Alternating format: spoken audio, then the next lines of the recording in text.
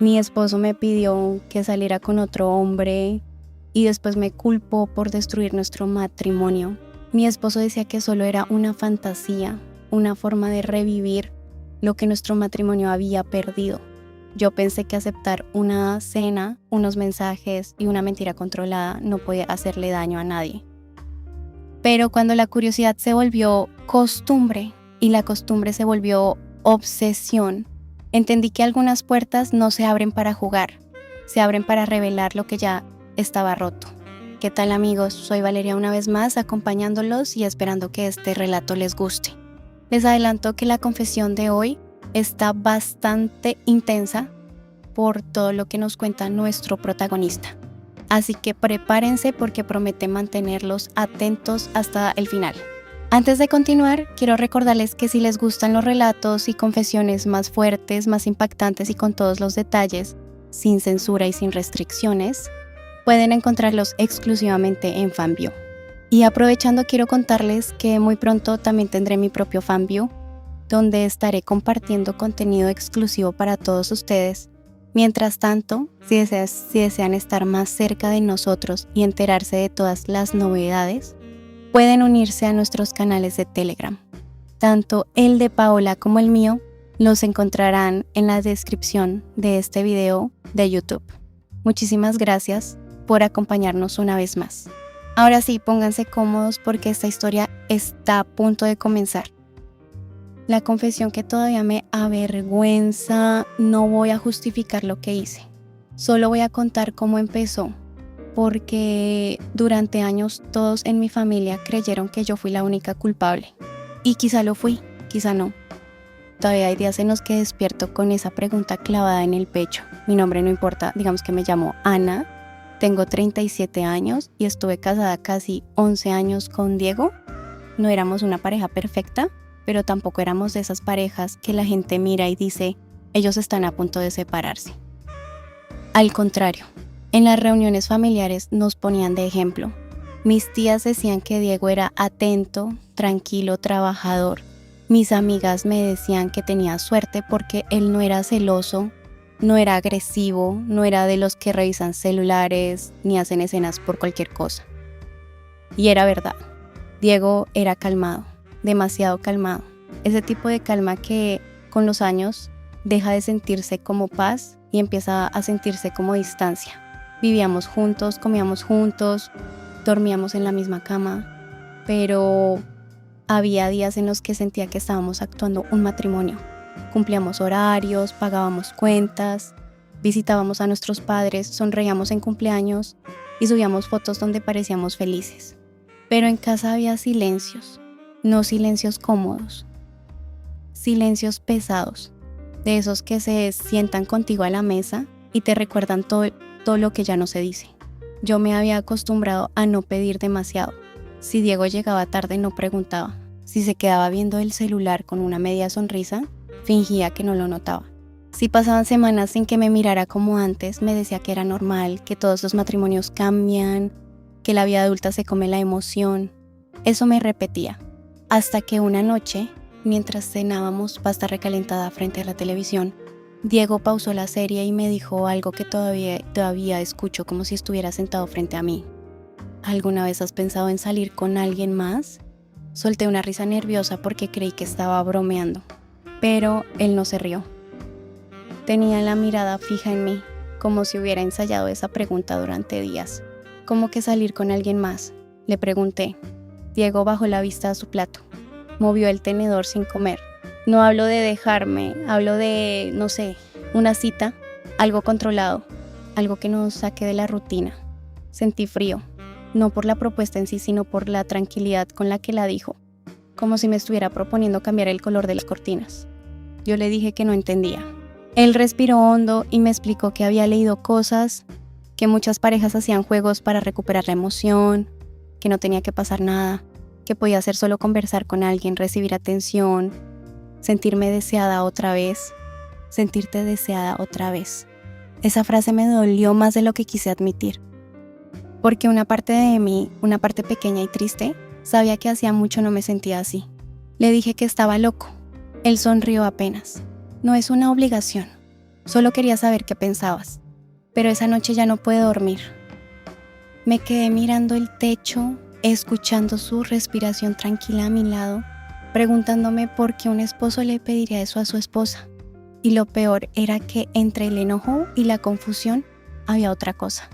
Curiosidad. Ahí fue donde empezó todo. Y ahí fue donde debí cerrar la puerta. El juego que parecía inofensivo. Durante 2 semanas fingimos que esa conversación no había existido, pero había cambiado algo. Diego empezó a hacer comentarios pequeños, casi disfrazados. Si íbamos a un restaurante y un mesero era amable conmigo, Diego decía después, te estaba mirando mucho. Si un compañero del trabajo me mandaba un mensaje fuera de horario por algo de la oficina, Diego levantaba una ceja y decía, ese te escribe con demasiada confianza. Yo me molestaba, pero también me daba cuenta de que Diego me observaba de una forma distinta. No con amor exactamente, tampoco con celos. Era como si estuviera esperando una reacción mía. Un viernes por la noche, después de una cena con amigos, pasó lo que terminó de abrir la grieta. Un conocido de la universidad, Marcos, me escribió por Instagram. No era alguien cercano, habíamos coincidido años atrás y de vez en cuando reaccionaba a mis historias. Ese día respondió una foto donde yo salía con un vestido azul. Te ves muy bien, hace años no te veía tan sonriente. Nada vulgar, nada escandaloso, solo una frase. Le mostré el mensaje a Diego, tal vez esperando que se molestara y cerrara el tema para siempre. Pero no se molestó. Al contrario, sonrió. Respóndele. ¿Qué? Solo respóndele normal, a ver qué dice. Me sentí ridícula, como si estuviera haciendo algo prohibido frente a mi propio esposo, con su permiso, con su vigilancia. Le respondí, gracias, qué amable. Marcos contestó rápido. Diego se inclinó para leer. No dijo nada, pero su respiración cambió. Esa noche seguimos conversando los tres. Yo escribía, Diego miraba.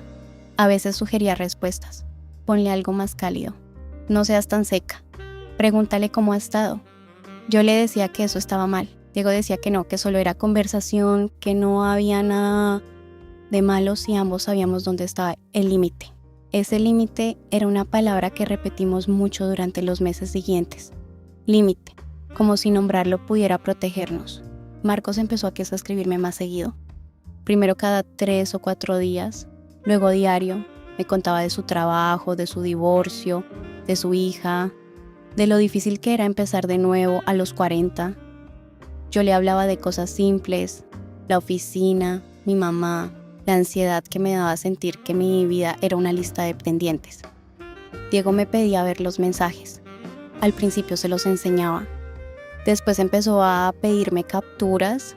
Luego quería saber si Marcos me había dicho algo bonito, si yo había sonreído al leerlo, si me emocionaba cuando sonaba el celular. Yo le decía que no. Mentía. No porque estuviera enamorada de Marcos. Todavía no. Mentía porque me daba vergüenza admitir que sí me gustaba sentirme escuchada. Marcos me preguntaba cómo estaba y esperaba la respuesta. Recordaba detalles. Si yo decía que tenía reunión importante, al día siguiente me preguntaba cómo me fue. Si mencionaba que me dolía la cabeza, me decía que descansara. Si notaba que escribía raro, me preguntaba si algo me pasaba. Diego también notaba cosas, pero no para cuidarme, para analizarlas. Una noche, mientras yo lavaba los platos, mi celular vibró sobre la mesa. Diego lo tomó antes que yo. Es Marcos, dijo. Déjalo, ahorita contesto. Pero Diego abrió el mensaje. No me pidió permiso. Lo abrió. Y ahí debí entender que el juego ya no era un juego. El mensaje decía, hoy te sentí triste. No sé si me equivoco, pero no estás bien, ¿verdad? Diego se quedó mirando la pantalla con una expresión rara. ¿Por qué te dice eso? No sé. ¿Le cuentas cosas de nosotros? No, solo hablamos. Entonces, ¿por qué siente que te conoce tanto? No supe qué decir porque esa pregunta me dio miedo. No por Marcos, por Diego, por la forma en que de pronto parecía enojado con algo que él mismo había empujado, pero eso no fue lo peor. Lo peor vino cuando Diego me pidió que aceptara verlo en persona. La primera cita le dije que no muchas veces. No porque yo fuera una santa, ojalá pudiera decir eso. Le dije que no porque sabía que una cosa era Escribir desde la seguridad de una pantalla y otra muy distinta era sentarse frente a alguien que te mira con atención. Diego insistió con una calma que me desesperaba. Solo café, en un lugar público. 1 hora, me cuentas todo después. ¿Y si no quiero? Entonces no, pero pensé que confiabas en mí. Esa frase me confundió. Pensé que confiabas en mí. Él había convertido su petición en una prueba de confianza. Si yo decía que no, parecía que escondía algo.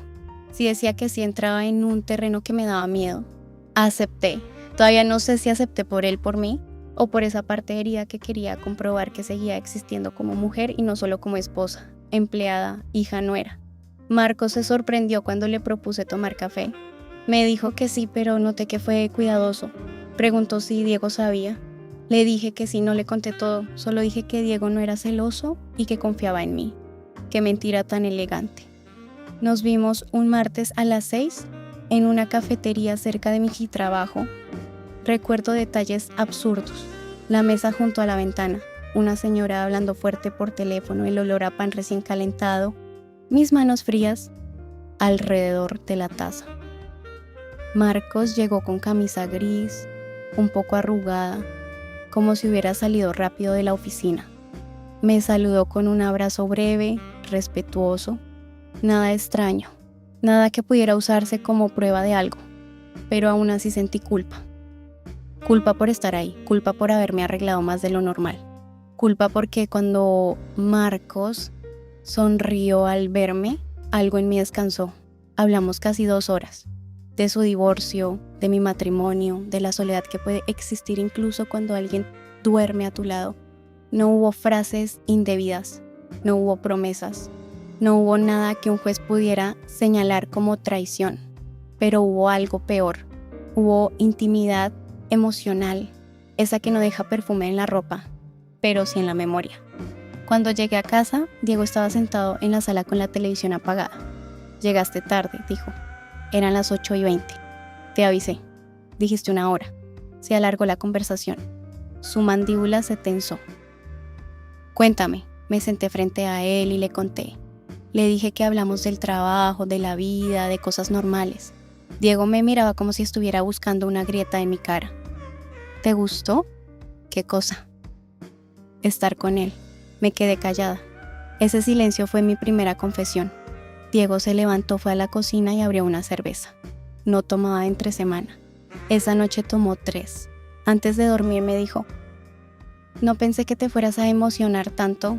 Yo quise defenderme, decirle que él me lo había pedido, que él había insistido, que él había abierto la puerta, pero no dije nada, porque una parte de mí sabía que sí me había emocionado. Y ahí cometí el error que todavía me persigue. En lugar de detenerlo todo, acepté verlo otra vez. Cuando la curiosidad se volvió costumbre. Después de esa primera cita, Diego cambió. Ya no hablaba de fantasía. Ya no sonreía cuando Marcos escribía. Ya no sugería respuestas. Ahora preguntaba, todo el tiempo. ¿Te escribió? ¿Qué dijo? ¿Por qué tardaste en responderme si estabas en línea? ¿Por qué borraste esa notificación? Yo no había borrado nada, pero empecé a hacerlo después. No mensajes graves, no pruebas de un crimen, solo conversaciones que sabía que Diego podía malinterpretar o quizá interpretar demasiado bien.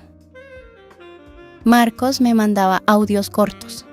Me decía que le gustaba mi voz cansada en las mañanas, que le daba ternura como me preocupaba por todos menos por mí. Una vez me mandó una foto de un libro y subrayó una frase. A veces uno no extraña a una persona, extraña la versión de sí mismo que esa persona le devuelve. Guardé esa foto, no sé por qué, o sí sé, porque sentí que hablaba de mí. Con Diego yo era una mujer apagada, funcional, predecible. Con Marcos yo era alguien que todavía podía sorprenderse, reírse, decir no estoy bien, sin sentir que estaba molestando.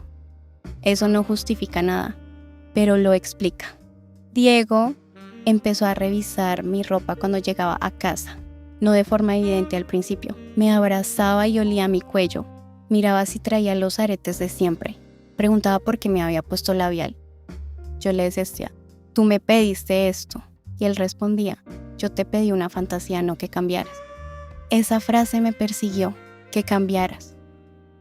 Como si yo hubiera sido una cosa quieta que él podía mover un poco sin que se rompiera. Un sábado fuimos a comer con mis papás. Diego estuvo amable, demasiado amable. Me tomó de la mano frente a todos. Me sirvió agua, contó una anécdota de nuestro viaje a Oaxaca como si fuéramos la pareja más estable del mundo. Mi mamá me dijo al oído: qué bonito los veo, se nota que están bien. Yo casi me puse a llorar, porque debajo de la mesa, Diego apretaba mi mano cada vez que mi celular vibraba en la bolsa. Esa tarde cuando llegamos a casa me pidió que bloqueara a Marcos, así, de golpe. Ya fue suficiente, dijo. Le pregunté si era lo que realmente quería. Sí, tomé el celular, abrí el chat. Marcos acababa de escribir: ¿llegaste bien? Te sentí rara hoy. Me quedé mirando la pantalla. Diego estaba de pie detrás de mí. Hazlo, dijo. Bloqueé a Marcos. Durante 3 días, la casa pareció tranquila. Diego cocinó, vimos películas, me abrazó en la cama, me dijo que me amaba, que habíamos cometido una tontería, que lo importante era que ya había terminado. Yo quise creerle, también quise creerme a mí. Pero el 4.º día encontré una llamada perdida de un número desconocido. No contesté. Luego llegó un mensaje: soy Marcos. Perdón por escribirte desde otro número. Solo dime si estás bien y no vuelvo a molestarte. Leí ese mensaje en el baño, con la puerta cerrada y el corazón golpeándome las costillas. Pude borrarlo, pude no responder. Pude salir del baño y decirle a Diego, pero no lo hice. Respondí: estoy bien, solo necesitaba parar. Marcos contestó: ¿lo necesitabas tú o te lo pidió él? Esa pregunta me dejó sin aire, porque era la primera vez que alguien nombraba lo que yo no quería ver. La noche del perfume volví a hablar con Marcos a escondidas. No todos los días al principio. Luego sí, después ya no podía dormir si no veía un mensaje suyo. Me avergüenza escribirlo, sé cómo suena. Suena a una mujer que culpa al esposo por algo que ella eligió continuar. Y tal vez eso es exactamente lo que fui. Pero también quiero que entiendan algo. Cuando una persona pasa años sintiéndose invisible, la atención puede parecer amor aunque no lo sea. Puede parecer rescate, puede parecer justicia. Marcos no me pedía que dejara a Diego, nunca me lo dijo. Al contrario, muchas veces me dijo que pensara bien, que no confundiera una herida con una decisión. Eso hacía todo más difícil, porque no me presionaba, solo estaba. Y a veces estar es más peligroso que insistir. La segunda vez que nos vimos después del bloqueo fue en un parque.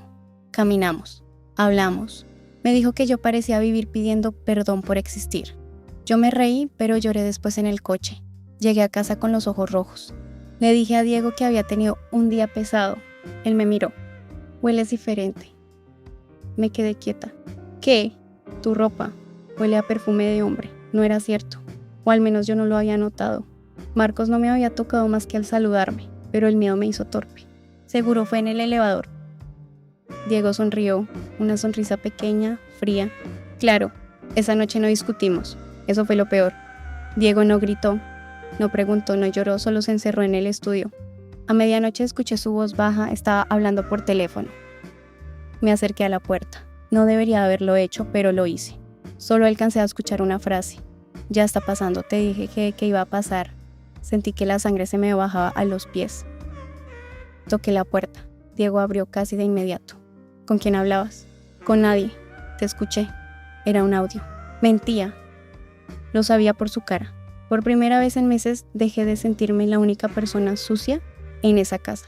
Esa noche esperé a que se durmiera y revisé su celular. No me enorgullece, nunca había sido de hacer eso. Pero algo dentro de mí ya estaba roto y necesitaba saber si mi culpa era solo mía. No encontré mucho, Diego borraba bien, pero en la papelera de fotos había una captura que no había eliminado del todo. Era una conversación con alguien llamado V. No se veía todo, solo una parte. Bien, ¿y si ella sí se engancha? Diego, entonces por fin voy a tener una razón. Ve, no juegues con eso. Diego, ya es tarde. Me quedé sentada en la orilla de la cama con el celular en la mano. Diego dormía a mi lado, o fingía dormir, no lo sé. Pero esa captura cambió todo, porque entendí que alguien más sabía la verdad. La otra mujer. Durante días no dije nada, Me convertí en investigadora de mi propia desgracia. Observaba a Diego, sus horarios, sus silencios, la forma en que volteaba el celular boca abajo cuando yo entraba a la habitación. La V apareció más veces, en notificaciones rápidas, en llamadas borradas, en una cuenta de correo que Diego dejó abierta una mañana por descuido. Se llamaba Valeria. Trabajaba con él, yo la conocía. No bien, pero la había visto en una posada de la empresa. Una mujer elegante, de esas que hablan poco pero parecen saber demasiado. Esa noche me saludó con una sonrisa correcta. Incluso me dijo: Diego habla mucho de ti. Ahora me preguntó qué tanto le contaba. Encontré mensajes antiguos, no explícitos. No había nada gráfico, nada que pudiera usar para decir: mira, aquí está la prueba definitiva. Pero había confianza, había horarios raros, había frases que no se dicen entre simples compañeros. Hoy te vi cansado. No tienes que cargar solo con tu casa. Ella no te entiende. Te mereces sentir algo distinto. Me reí cuando leí eso, no de alegría, de rabia, porque eran casi las mismas frases que Marcos me decía a mí. Todos éramos espejos rotos reflejando carencias ajenas. La diferencia era que Diego había empezado antes, mucho antes, meses antes de proponerme salir con otro hombre.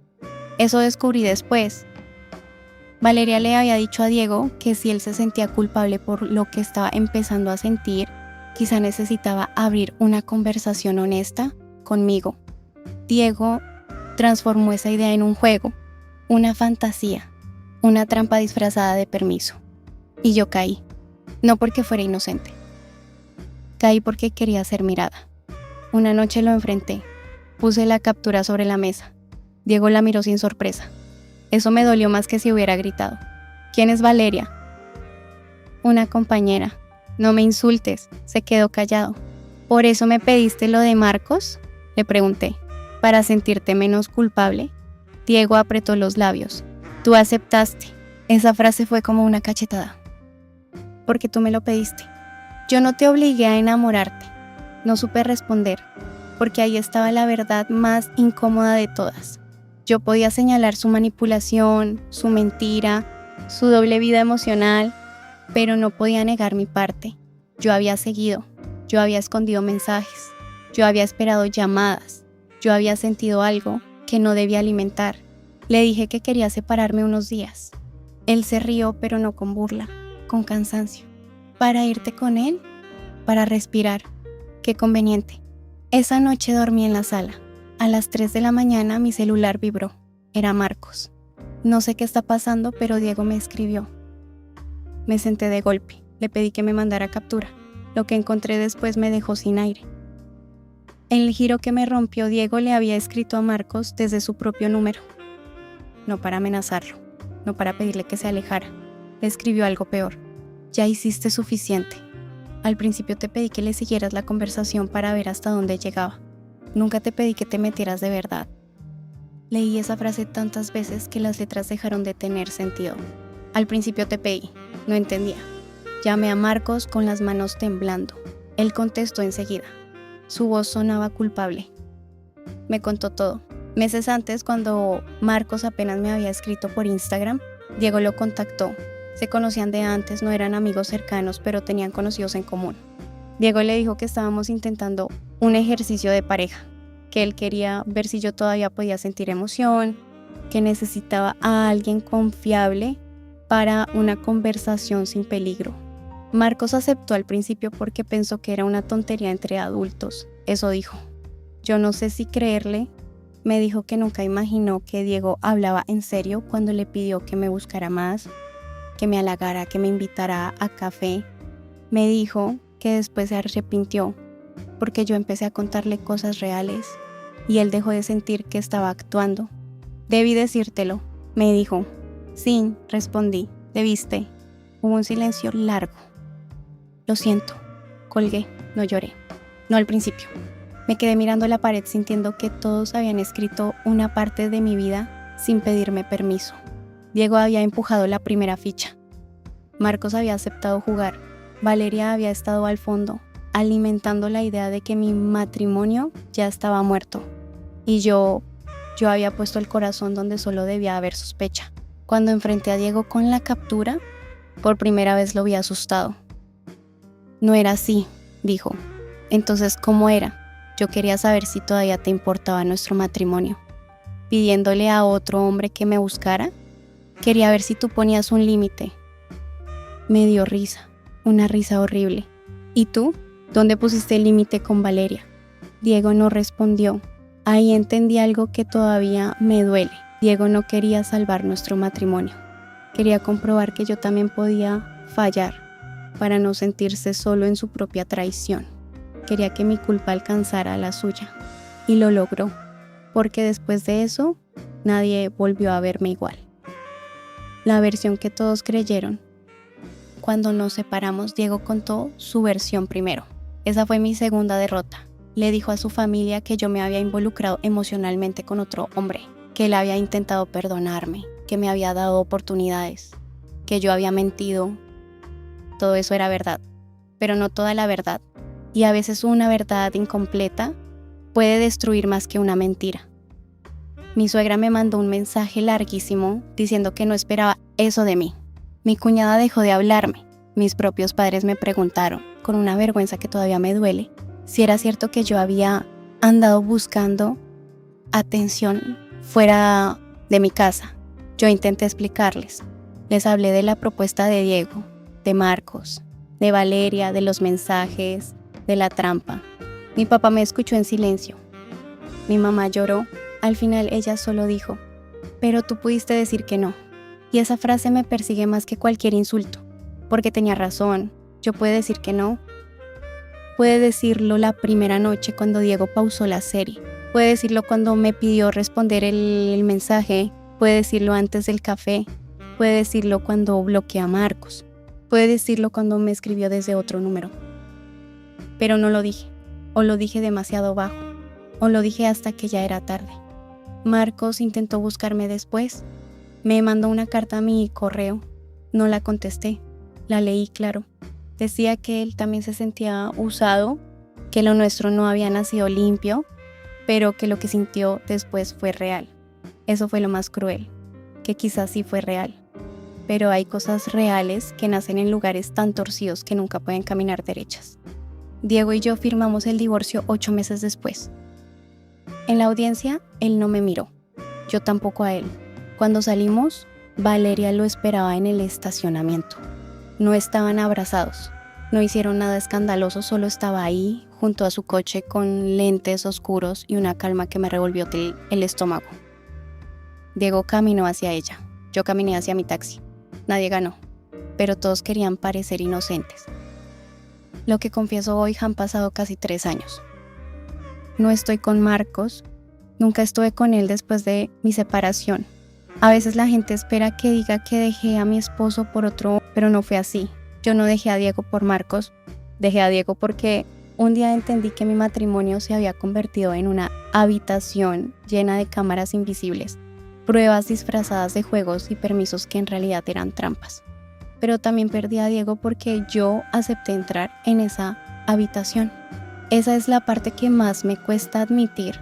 Durante mucho tiempo quise contar esta historia como si yo hubiera sido solo víctima, como si Diego hubiera planeado todo y yo hubiera sido arrastrada sin voluntad. Pero no es cierto. Yo tuve voluntad, tuve dudas, tuve señales, tuve oportunidades y aún así seguí.